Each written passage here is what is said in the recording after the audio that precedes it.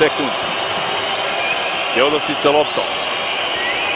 17-16 sekundi do kraja. On će do kraja iskoristiti ovo vreme. Dušan Ivković mu pokazuje da ne žuri.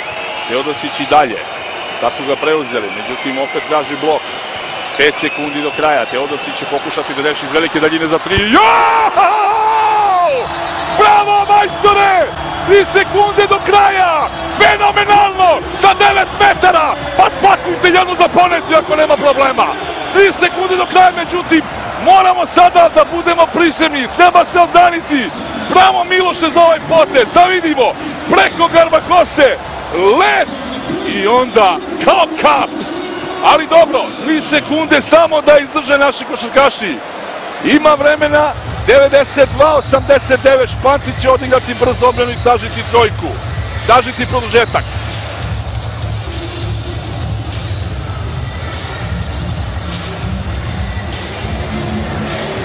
Vuelve Mar. No, tiene falta rápida. Vamos a hacer aquí